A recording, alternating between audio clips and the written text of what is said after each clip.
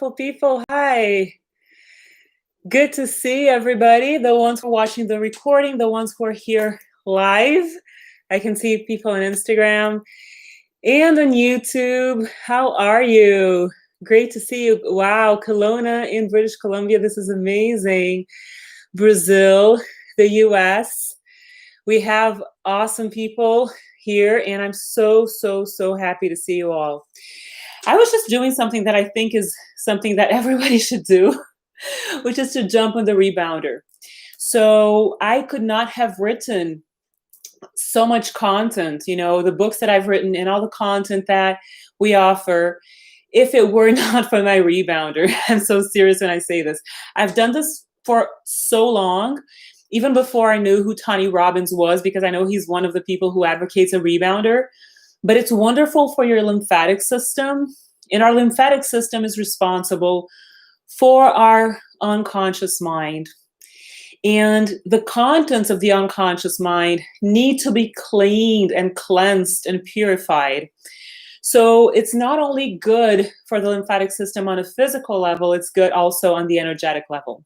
So it's something I highly recommend. And I have these pauses in my routine so that I can, start doing this whenever possible. Hold on one second. I'm not sure if this is working on Instagram. We'll just start it again. Hold on. The joys of the internet, right? Now it seems to be working. So great. Beautiful people, thank you for being here. Please like this video if you haven't already. Please share it and just tell everybody that you know who can identify with this content that it is something that may resonate with their souls, right? So I see everybody here on Instagram and YouTube now. Awesome. And just a quick recap of what we've been doing. This is the last live session of the year. And we've been talking a lot about the soul, how the soul may or may not need healing. But regardless of what you've been through and what you need to expand in your life, we're always on a journey of consciousness expansion. And the purpose of life is consciousness expansion and the joy of life, correct? We all know that by now, right? Those of us who are here watching these videos and, the YouTube channel and the IGTV, there's a lot of content. When we talk about the languages of consciousness, this is actually to pave the way for our 2021 experience, right? For us to connect to what awaits us. And what awaits us is always better than before. If you have this kind of mindset that everything is wonderful right now and it can only get better, even if you're going through a crisis. So this is actually the mindset that shifts your vibrational frequency. Even if you're going through turmoil, even if you're going through major hell, for lack of a better expression, I really believe that there are people who succumb to the negativity and they keep looping in that negative spiral and recreating the negativity in their lives, or the ones who say, what's the lesson? May I learn the lesson so I can move forward? Because if we don't learn the lesson, we create a pattern of suffering. So the whole reason why negativity exists in our lives is so that we can learn. If we don't learn the lessons, we flunk.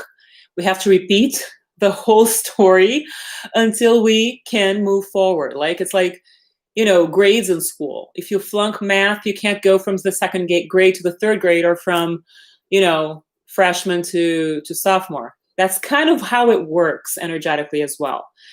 So what is the benefit of understanding the languages of consciousness? It sharpens your awareness, because consciousness is constantly speaking to you daily and all the time. We can listen, or we can be oblivious to it, or we can be completely numb to that. It really depends on how much we are willing to expand our consciousness so that we can live in the joy of life, right?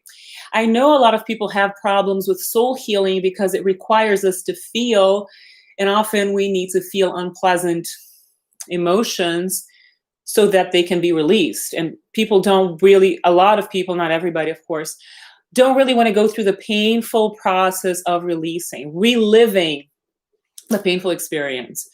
But there are ways to avoid intense pain. And one of the ways is to listen to the languages of consciousness. So tonight, we're going to talk about the 5 languages of consciousness. If I just backtrack a little bit, the first video I ever posted on social media was in February of 2016, and it was called The Languages of Consciousness, right? And I talked about 4 languages. And someone immediately said, aren't there 5?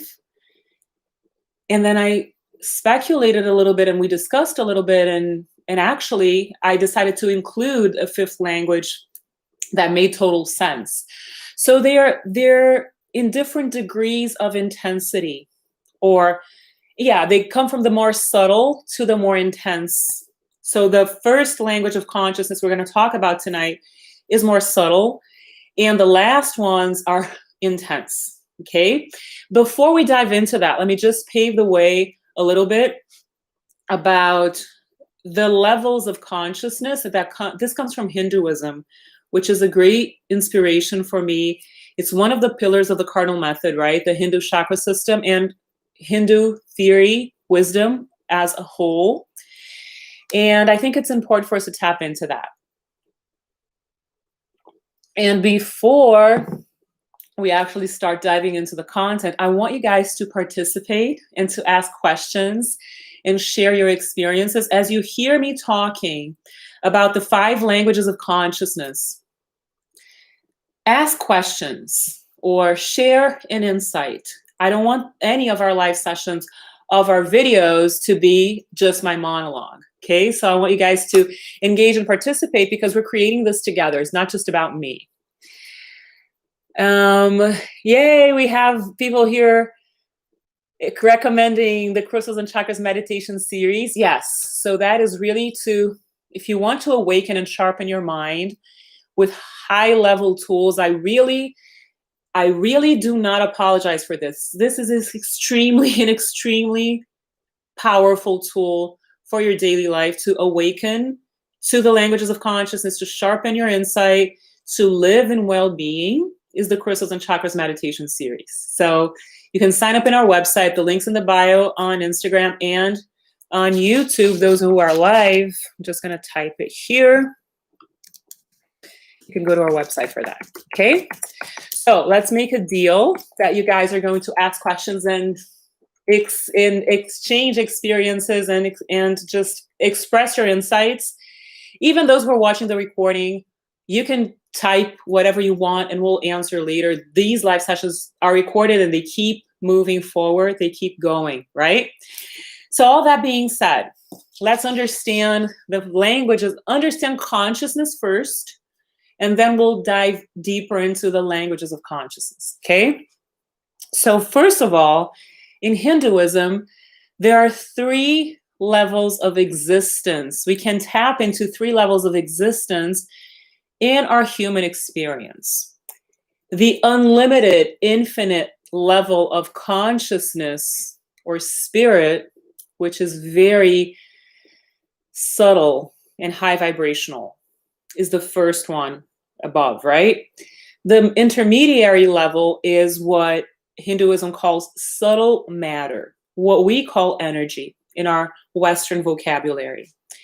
And the physical world is the world of matter. So we have spirit, subtle matter, or consciousness, energy, and matter. You can use whatever word you want. I just want you to understand that these are different levels of density. What happens in our world is that some people only validate the level of density. It's the materialistic awareness, the materialistic mind.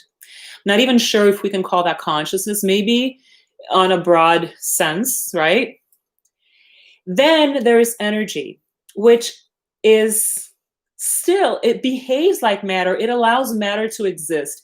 Energy or subtle matter is how source or spirit or higher consciousness expresses itself in a denser reality, in a lower vibrational frequency. So the world of energy or of subtle matter is the world of archetypes, deities, the subtle attributes of planets in astrology, our chakras, our meridians, the aura, right? So it's important for us to understand that, because there are many systems that only validate matter. And there are energy systems that only validate energy, but they don't really travel up to the consciousness level. The cardinal method, for instance, is an energy healing modality that organizes the energy level so that we can pierce through the veil and expand in our own journey and personal growth path into spirituality and consciousness in whichever way we want, right? So spiritual systems and religious systems validate consciousness and spirit. What I believe is important for us to understand is that when it comes to the languages of consciousness, what are we saying? That higher consciousness, source, spirit is bringing awareness and consciousness expansion to our physical reality so that we can align with our dharma, with our sacred path, with the flow of life, with benign existence in health, well-being, and joy and happiness. And we may listen or not. What the languages of consciousness are always doing is bringing opportunities for alignment. But we may turn the blind eye or, be deafen our ears or not, right? So it depends on each person.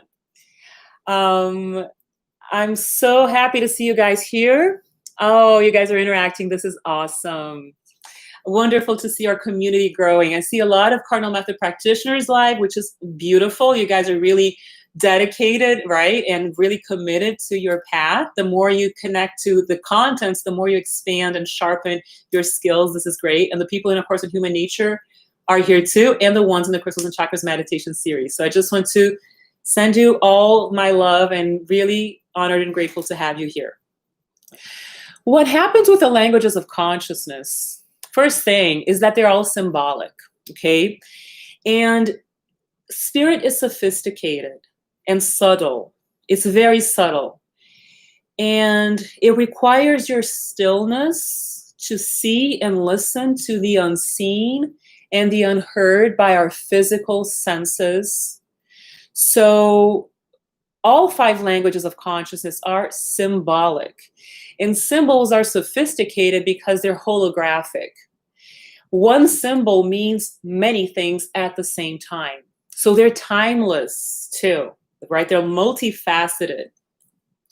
For example, Sanskrit, like mantras, these older languages that are symbolic. It's not like our alphabet, which is linear, more connected to matter, to the denser level. The languages of consciousness are symbolic, not just in written symbols or, not even written, they're drawn, right? They're illustrations, but in our awareness to understand the symbolic nature of all these languages of consciousness. So they mean multiple things at the same time, okay? And language can be verbal or nonverbal. When it comes to the languages of consciousness, it really has more to do with feeling and understanding from a wisdom perspective than anything else. And the information travels to our consciousness, to our individual consciousness, so that we can align with the greatest good, with the higher light. So just trust that, okay? Consciousness is constantly speaking to you so that you align with your higher self and your sacred path, and so that you can live in abundance. This is very important. Unlimited abundance is the manifestation of spirit in a pure way in our physical world. When we live in scarcity or disease or pain, that's because the spirit energy is not really reaching in full potential the physical world. And the reason why that happens is that we create blockages to that higher light. So when we decide to start listening to the languages of consciousness, our life changes. So I'm going to give you now the examples of the five languages of consciousness that I have pinpointed throughout my life. And from the more subtle ones to the more dense ones, okay? And please ask questions and interact. The more we create a vortex together, the richer this experience is going to be. So the first language of consciousness is signs and symbols in waking life. So this is the most loving, subtle, delicate, painless language of consciousness. It means that when you're walking around, minding your business, living your life, you may see an animal. And all animals are power animals. Animals are not just animals, right? They are spiritual beings that speak to our consciousness. So maybe you see a raccoon, or you see a heron, you see a squirrel, a dog, a cat. Start paying attention to the animals that come your way. Maybe a bee flies into the room. It's not a random thing. Consciousness speaks to us through nature. And it also speaks to us, for example, again, you're in waking life, just living your life, and suddenly a song comes, starts playing, and the lyrics mean something. Or you're in the street and a truck passes by and there's this, saying a higher quality of life or something like that. That's kind of a wake-up call. That's consciousness speaking to you effortlessly. You're not doing anything. You're not creating any kind of action. You are in receiving mode. You're just there, and spirit speaks in waking life through signs and through symbols. Is that making sense? Just let me know if we're in the same page here. So just type a yes or a thumbs up that this is making sense before we move forward, just so that I can see that you guys are here. And in the meantime, if you haven't already liked the video or subscribed to our channel, please do that. So is this making sense for those of you who are live, just so we can keep going and keep moving forward? It's important that we interact. Great. Debbie saying yes here on YouTube. The Instagram people, please manifest yourselves and contribute so that we can create a vortex. So it's not a one-way street, right? Just me talking and you guys listening. Just give me a thumbs up if you're on Instagram so that I can really see we're tuned in, we're connected. Otherwise, you guys are in a very passive state.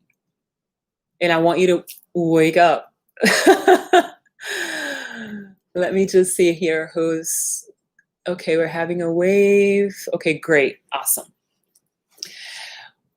Moving forward. So I have given examples of symbols like a bird. Jane is asking examples of symbols. You are walking around, you see a bird, a specific type of bird, a squirrel, a ladybug. That's a symbol. Okay, it's not a verbal language, it's an image. So those are signs and symbols in waking life. When you see a power animal, it could be a plant that calls your attention too.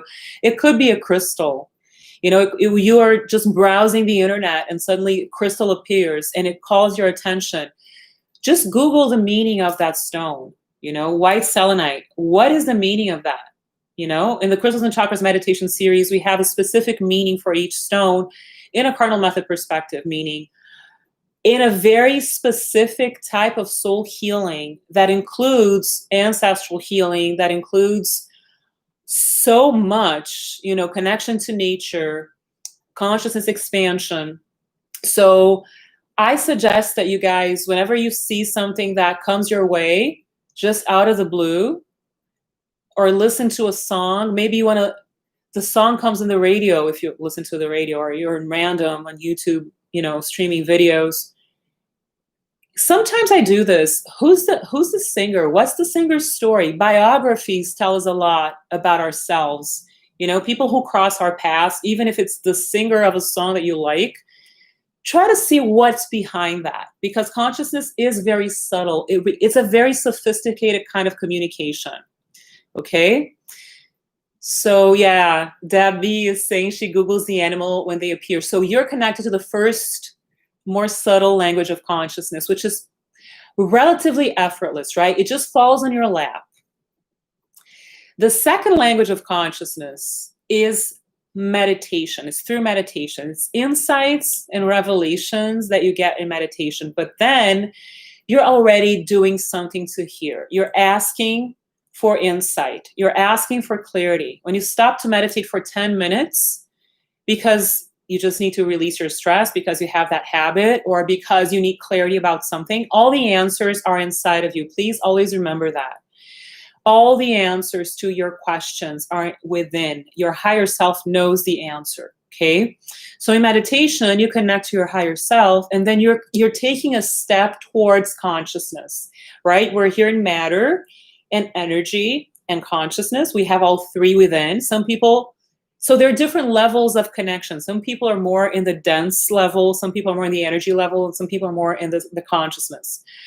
But it's not falling on your lap.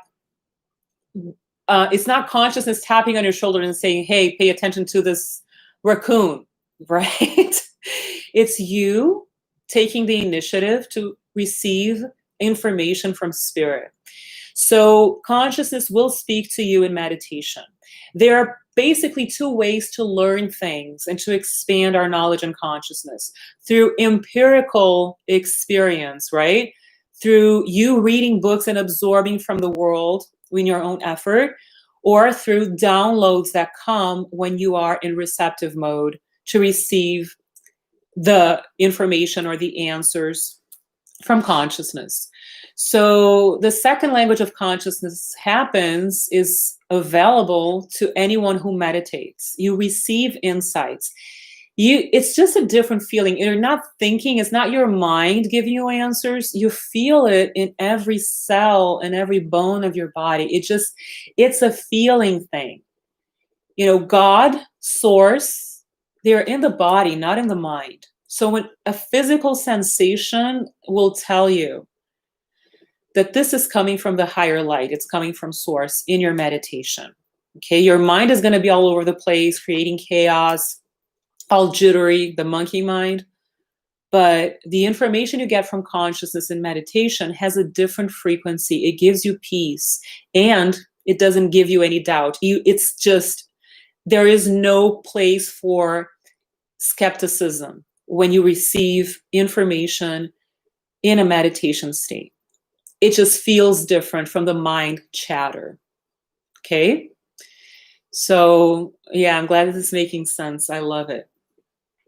So Jane's saying, in reference to symbol, I was thinking of cross or triangles. Oh, no, it's a broader perspective of symbols.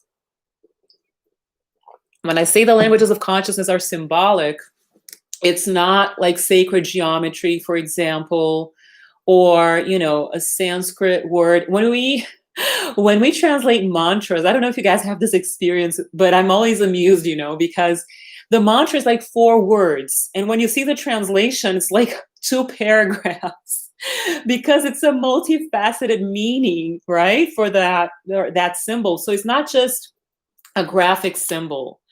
A mantra is symbolic.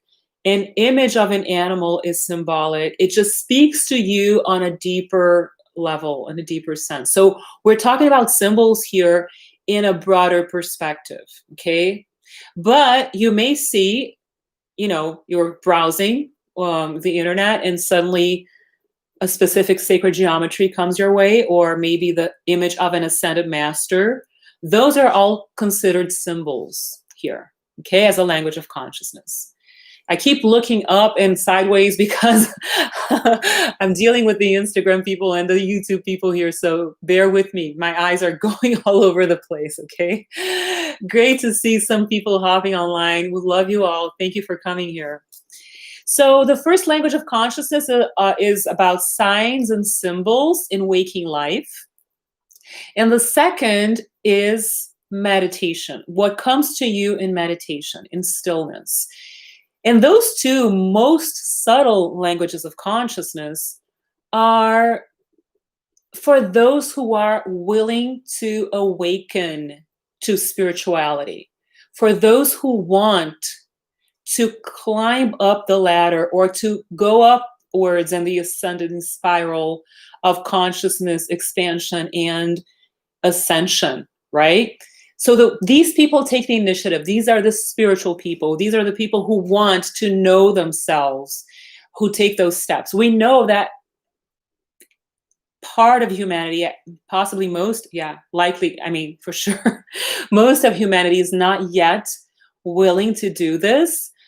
And this is not about religion necessarily. There are people who are religious and do this, and there are people who are religious out of habit. And there are people who are not religious who are spiritual, and they're just in awareness. You don't have to be religious for this. It's about embracing spirituality and acknowledging spirituality or not. Okay. The third type of language, the third language of consciousness. So we're going, remember this, we're going from the most subtle to the most dense, and they all have one single purpose: to awaken you to spirit and to encourage your consciousness expansion. Okay. The third one is dreams. And this means that you're sleeping and you may have dreams. And there are so many types of dreams. And I can't even start talking about that here. It's way too complex. Those of you who are in A Course in Human Nature, we have 2 sessions about dreams, one in part 1 of 2019 and one in part 2 of 2020, right? And the second session is about Toltec wisdom and Toltec philosophy and the science of dreams and Toltec wisdom. So it's pretty deep. But right now, I want you to understand that the dreams that we have different purposes. We have different kinds of dreams.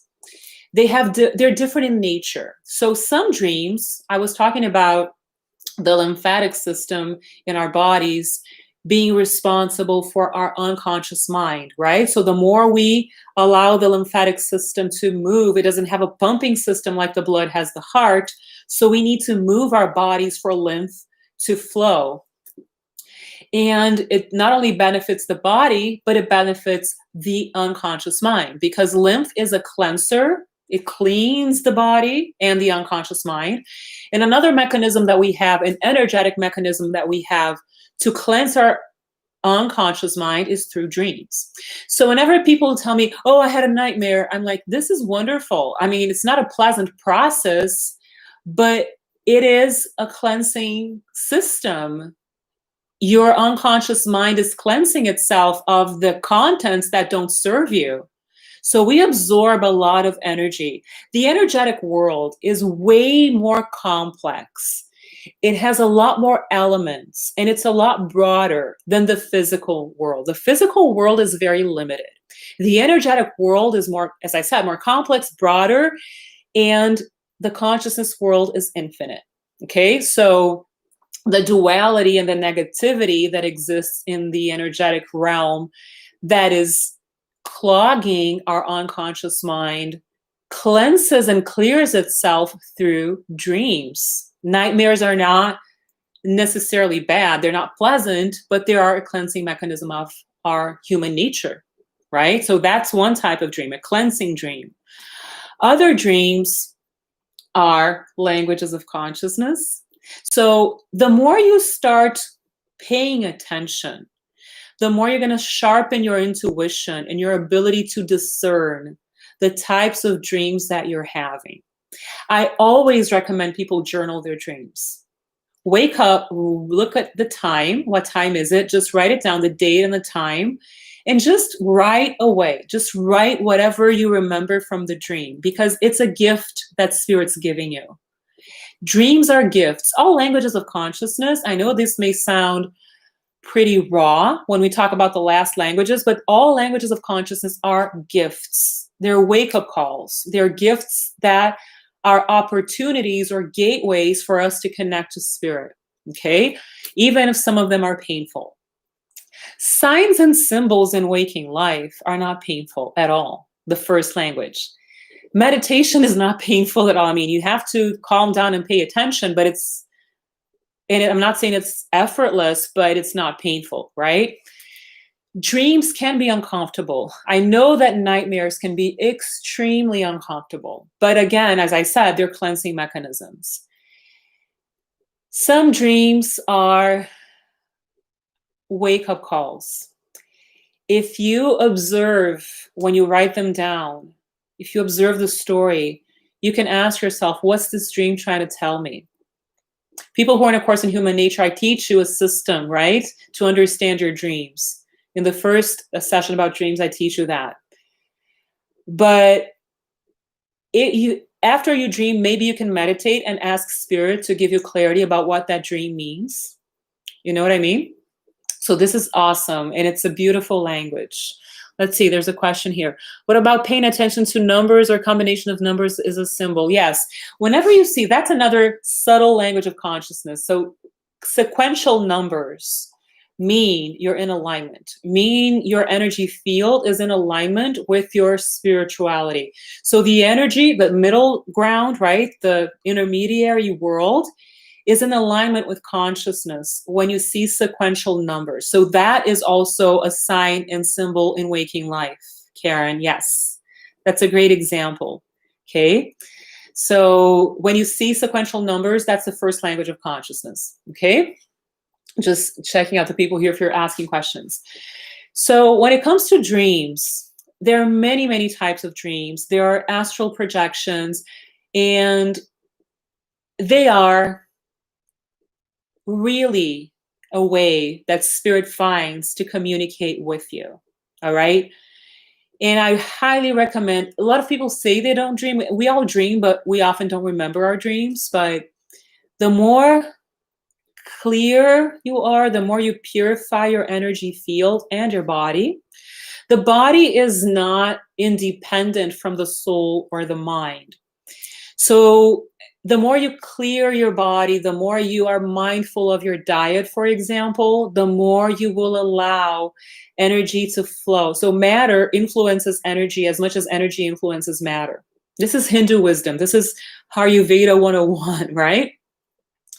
And I was actually talking to an acupuncturist, that was 2 years ago, and I was pretty, floored when she told me that her clients are so resistant to diet change. A lot of the imbalances are coming from the food. This is what Ayurveda will tell you, Hindu medicine will tell you. Food is your medicine, right? And in Ayurveda, you don't put anything on your skin that you would not eat. So all the chemicals in all the stuff that we put on our skin, would you eat that? If you wouldn't eat it, you shouldn't be putting that on your skin. That's what Ayurveda will tell you. And this goes for makeup and lotions and all kinds of stuff. That's another story. We'll talk about that some other time in our live session. Let me just see what is the question here. So Hernest is saying, he's in A Course in Human Nature. He's saying, since I started to wake up and try to remember my dream, just research about them, lots of situations and things started to make so much sense, and it's amazing. Yes, I love it. I love it that you're going through that path. Normally dreams that trigger my fear and anger are powerful ones for me. Yeah, they are mechanisms for awareness, right? They are, as I said, languages of consciousness. And who's speaking to you? Consciousness / spirit. It's the same energy. So spirit is speaking to you through dreams. And if they're not very pleasant, they're still gifts. It's important that we understand that. Okay? So that would be the third language of consciousness. We're talking about the sweetest, mildest language to the denser, to the most intense language. So there are two intense languages. What are the two other languages of consciousness?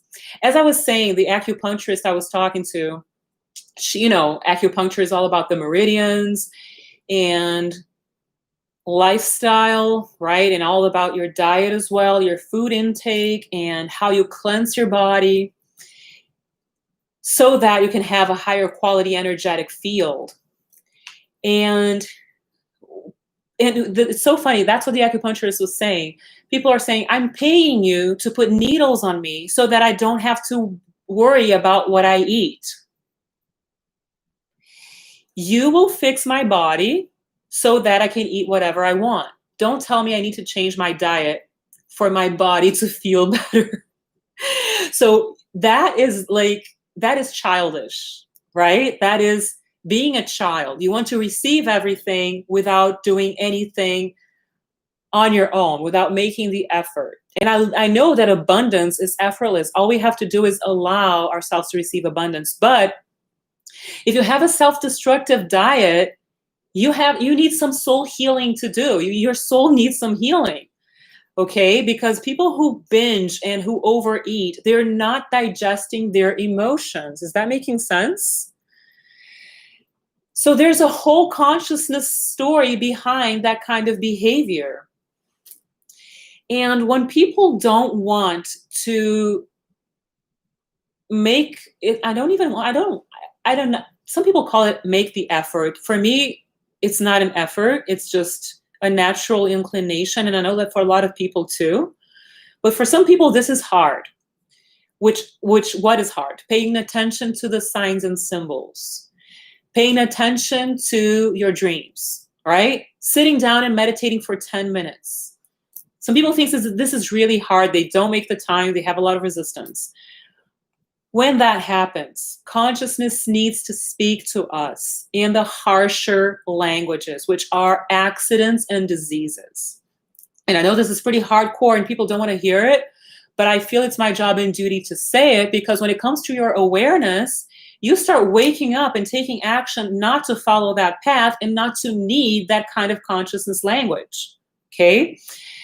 So in some spiritual literatures, and I do believe this, and I mean, it's not just about believing without seeing. I've actually seen it in my experience, that we attract accidents and diseases to have specific lessons in life. And lessons are consciousness awakening processes. When we learn the lesson, we don't need the lesson anymore, right? When we don't learn the lesson, we create patterns and we create suffering. We learn from suffering, not from choosing to awaken, so we don't need that kind of intense language of consciousness. But for some people, because they're so trapped in the material level, or maybe even the energetic, and languages of consciousness, remember what I said in the beginning, are all about piercing the veil between the worlds or the layers, right? Material, subtle material, and consciousness. So it's all about waking up and awakening to a spiritual reality, which is the ultimate reality. It's a lot more real than matter, which is temporary, which decays. So a lot of spiritual literature will say, a lot of spiritual literature references will say, and I have observed this in my practice for a very long time, systematically in my research. We are magnetic beings. We attract experiences in life to learn so that we grow, right? And accidents and diseases are often attracted by our toxic mind patterns. So it's a sticky kind of energy that just like flypaper that just, sticks to negativity because it's the same vibrational frequency. Or maybe your higher self allows that because otherwise you won't listen. You won't do your part. You won't meditate for 10 minutes a day. And you need to hear it because you have some emotional issues or, some distortions that need to change, and you need to polish yourself and become a better person. Maybe that will happen with a disease or an accident, right? It doesn't have to be intense.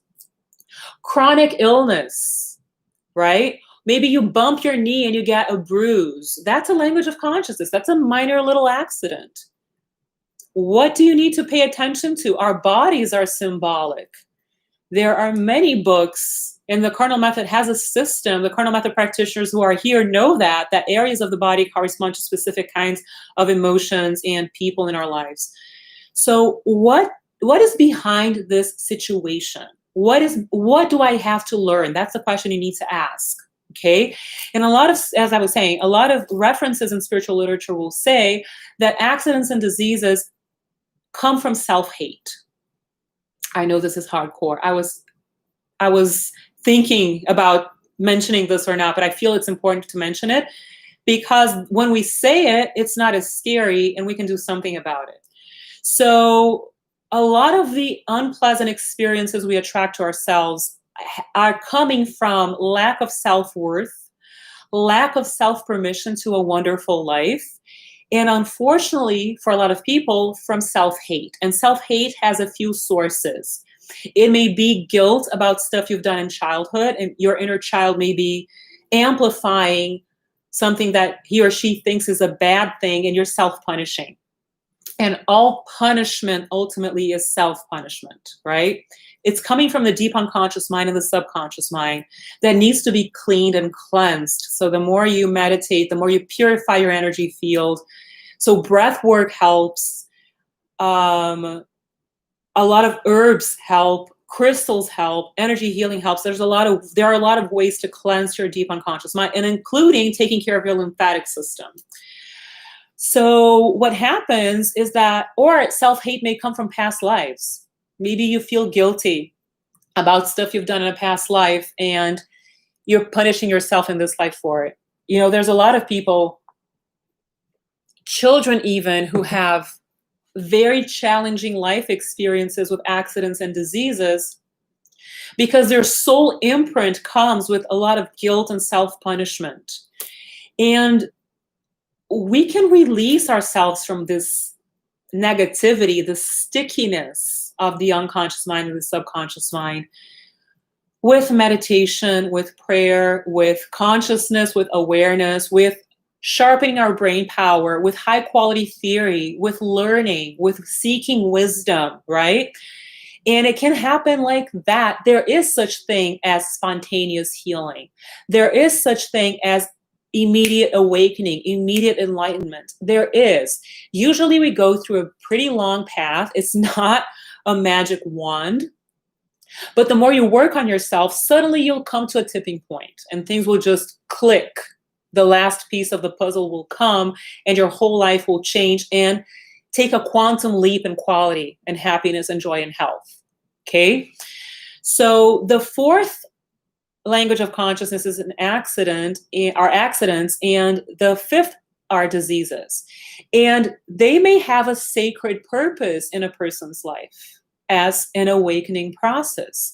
In my experience in energy healing, I have rarely attracted people with cancer. And I have not attracted people who have had serious accidents. Some people with post-surgery stories, but not really terrifying accidents, but a few people with cancer. And most of them became completely cancer-free because they believed in energy healing. They didn't just work with me, because usually I do very specific work, what I call surgery in the soul, and then other practitioners fall into place and click in their lives, and they just dedicate themselves to their healing and take responsibility for their healing. Because ultimately, you're the one who does your own healing. The practitioner just helps you. The practitioner is not responsible for your healing, right? But we can help people. So the people who really wanted to understand the message behind that painful experience, Happy New Year, wonderful to see you here. Thank you for being here, my love. So the people who wanted to change and expand and connect to their higher selves engaged in a self-healing process, learned the lesson. It didn't become a pattern. It didn't become chronic, and they're cancer-free. But I had one person, and I know that it's okay to talk about this. It's something that people need to know, right? And this person had a lot of issues with the digestive system and around it. So the liver, the gallbladder, the pancreas, the spleen, and the stomach. And that person was holding on to a lot of anger towards 4 people. And I said, look, if you nurture negative emotions deliberately, it's not even unconscious, you're very aware of it, and you nurture that consciously, that is causing your body to fail. That's causing your body to get sick, and you're creating cancer cells. And nothing is just physical. Everything has an emotional root cause. So you need to engage in releasing and forgetting and seeing the people that you are angry at as teachers. Every enemy is a teacher. Okay? If you engage in higher consciousness, you stop the battles. You're not at war with people anymore. You understand their role in your life, which is to awaken you to consciousness and unconditional love. Because seriously, when we talk about spirit and infinite abundance and the consciousness level, we're talking about unconditional love. Higher knowledge is an expression of unconditional love. Infinite abundance is an expression of unconditional love. So when people don't want to feel, and when they in any kind of emotion, negative emotions, they sometimes don't want to feel unconditional love for themselves and for others. And the whole story behind accidents and diseases being self-hate, expressions of self-hate, has to do with the fact that when we disconnect from source, partially, because we're never totally disconnected from source, but when we're disconnected from the unconditional love aspect of source and become dualistic, right, with hate in our hearts, our biology will respond. Our biologies are expressions of our souls, of the state of our soul. So the quality of your body is an expression of the quality of your soul. If you nurture resentment and guilt, and immediately, whenever you are angry with someone, resentful about a situation with another person, there's a part of us who feels guilty about it.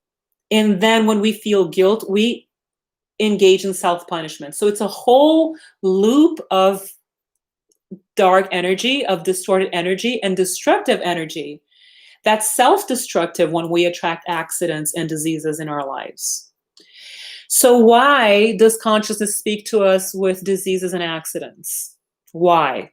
Because we don't want to listen otherwise. So this person I was telling you about, I told him, you need to let go of the resentment you feel about these people. And this person said, I don't want to do that. Don't ask me to stop hating this or that person. That cannot be part of my treatment. So I would rather take the medicines and whatever other, medicines the person was taking that was not energetic, then forgive, then engage in this releasing process you're asking me to engage in. So the body is symbolic too, okay? And consciousness is not here to punish us. Consciousness does not punish us. God, source, higher light, does not punish people. We punish ourselves for the negative energy we nurture, for the negative energy we choose to nurture. And I know this is a hard thing to do, because the moment our negativity becomes autopilot, we become attached to it. And our pleasure centers in the cell walls, this is biological. Our neuropeptides become addicted to the negativity. So in order to create change, we need to choose to dive into the more subtle levels that speak to us, in which consciousness speaks to us in a more subtle way, such as chanting mantras, meditation, and engaging in energy healing, and many other subtle things, right? So a lot of people only awaken to a spiritual life after an accident or after a disease. Others will hold on to the skepticism, to the denial of spirituality, and it's their choice. We cannot impose any belief or any truth or reality on anyone. We have free will in our human experience. But it's important for us to be aware of the languages of consciousness and the levels of subtlety, or the levels of density in which we exist, in which our individual consciousness exists. Is that clear? Is that making sense? So let's take a deep breath. I know this is pretty hardcore. And I want to thank everybody again for being here. I can see more people hopping online. This is great. So with this knowledge in mind, what can we do, right? On a practical level, what can we do about it? How can we elevate our vibrational frequencies? How can we be more connected to source, more connected to God, more connected to spirituality, so that we don't need the harsh languages of consciousness? So I have 5 tips to give you that I always tell my clients. And okay, someone's asking a question, I think, here on YouTube, people on Instagram, all good. So the 5 tips that I would give you to elevate your vibrations, with this awareness in mind, knowing that when you don't need the lesson anymore, the disease or the acts, you can recover, you can heal yourself. Okay. In family constellations, it's not, they don't use the word healing per se. They use the word release when it comes to diseases. They say it's with me, but it's not mine. And I'm processing the consciousness, I'm processing the awareness that needs to come to the family. And then we release whatever is there, because when a family member is sick, the whole family is sick. Don't think it's just the individual. The whole family is sharing that energy. So when you don't need the lesson anymore, when the lesson is learned, you don't create a pattern, right? You move forward, you ascend in the spiral. And there are 5 tips that I want to give you about this. So there's a question. Oh, Debbie's just commenting. This makes total sense. I'm so glad. So it's sinking in, right? This is making sense. We're systematically trying to bring into a simple language what has been said for thousands of years in these really hermetic spiritual scriptures that only the initiated people had access to. And it's so awesome in the 21st century that anyone in humanity who is willing can have access to awesome knowledge, right? I just love this. It's just awesome. All of us lay people are now tapping into all of that, not just the mystical religious people that had that knowledge, that have had that knowledge for so many years, the elite, but now everyone can have it as long as we're willing, of course. Most people are still, looking at this, not really diving into this, but again, it's a good thing that consciousness is expanding on a collective level. So what to do, knowing this theory? First thing, the first tip, the first practical energy, the first practical action is to meditate. Every person in the planet can carve out 10 minutes of his or her day to sit down in silence for 10 minutes to meditate. And when I say meditate, it's just silence receiving mode. Silent receiving mode. It's just you in silence. You're not praying. You're not saying anything. You just want to hear what spirit has to tell you. Okay, the second language of consciousness.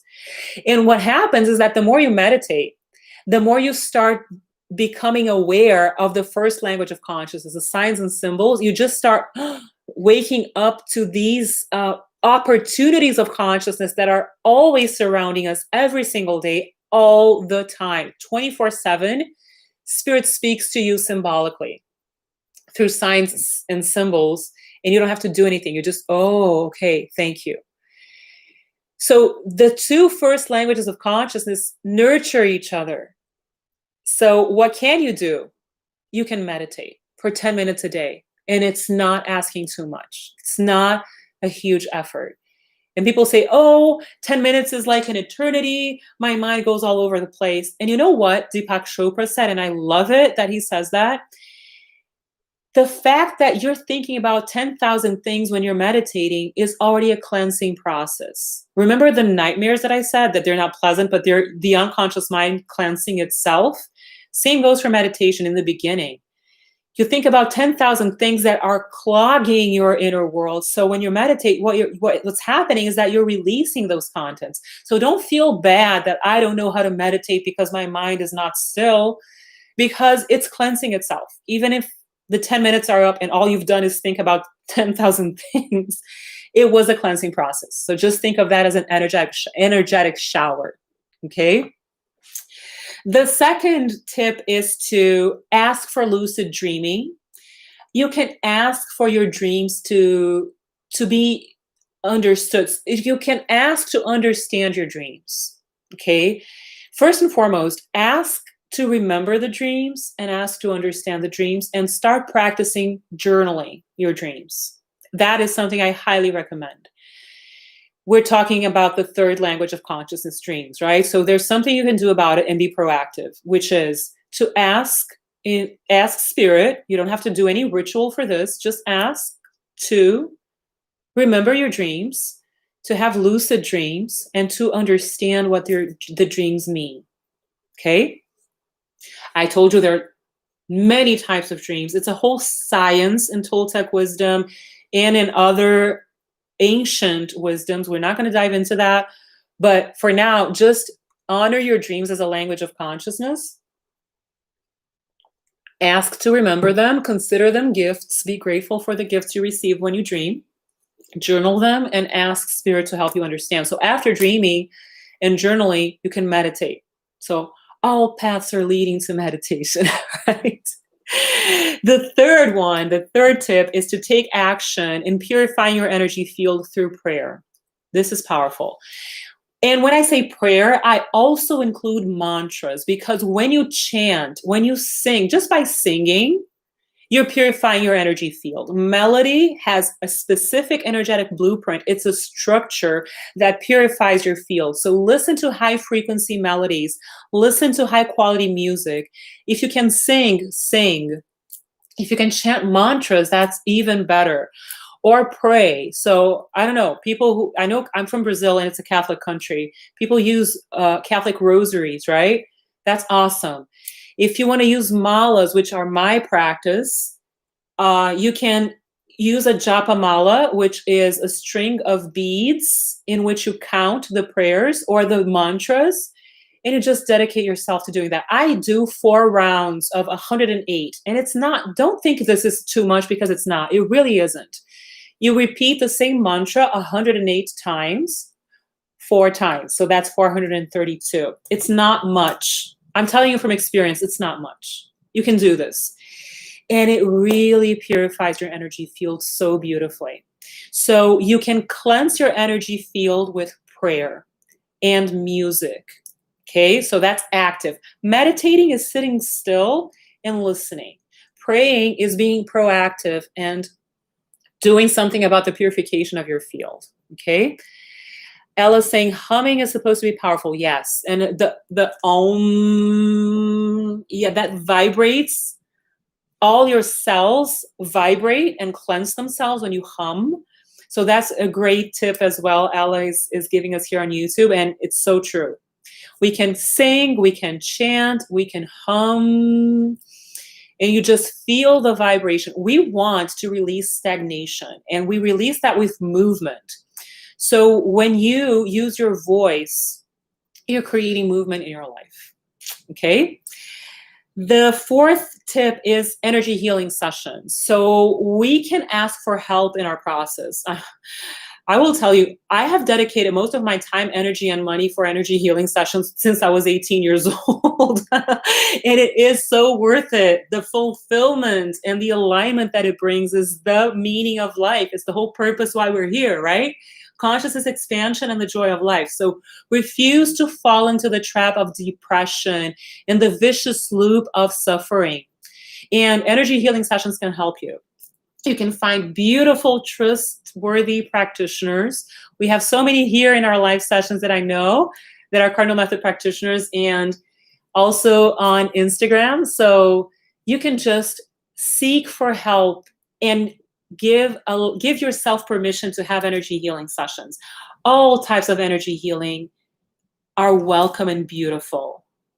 It's such an awesome time to be alive in humanity in the 21st century in our Western culture, right? Because we're opening up to these amazing energy healing modalities. So give yourself permission to seek help with energy healing.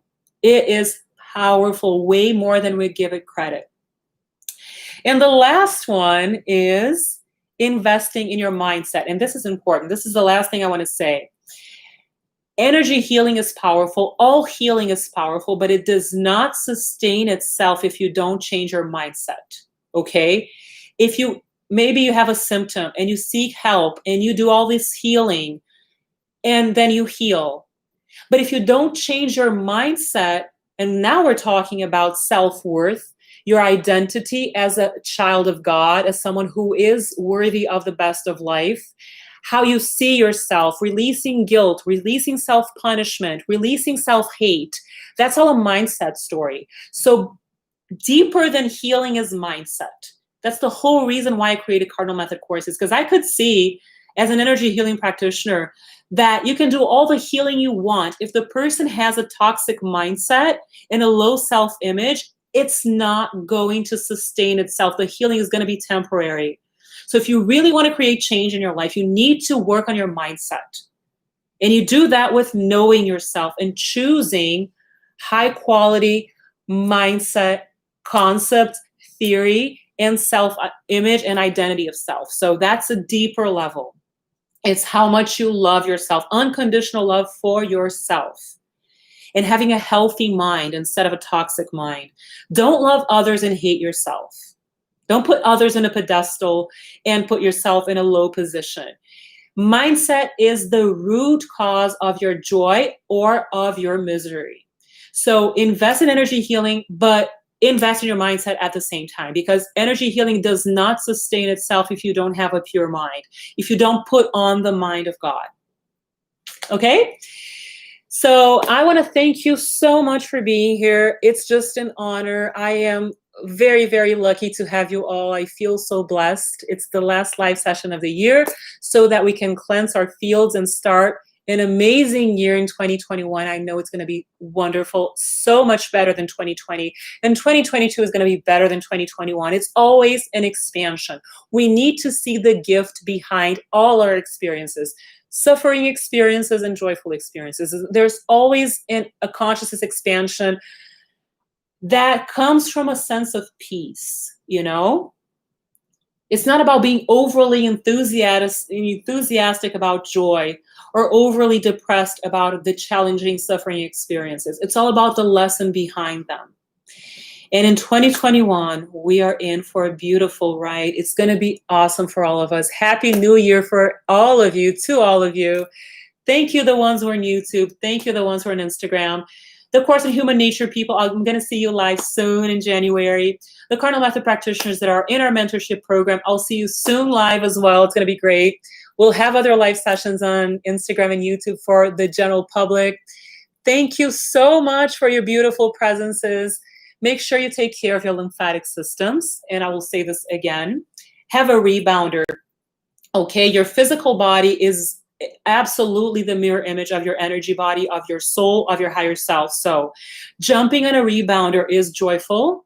It's great for your lymphatic system. It cleanses your unconscious mind of all the clogged, unnecessary energy that you may have. So have a rebounder and jump with joy and celebration for the beautiful life that you have. All right? Thank you, beautiful people. I love you all. Happy 2021, Ella and Debbie. Thank you for participating so beautifully. Love you, beautiful people. Thank you, Jane and Karen and Clarina and the ones who are here on YouTube, everyone on Instagram. Susan, love you. Thank you for being here, my dear. Have a beautiful rest of your day, evening, week, year. And I'll see you guys in 2021. Bye-bye.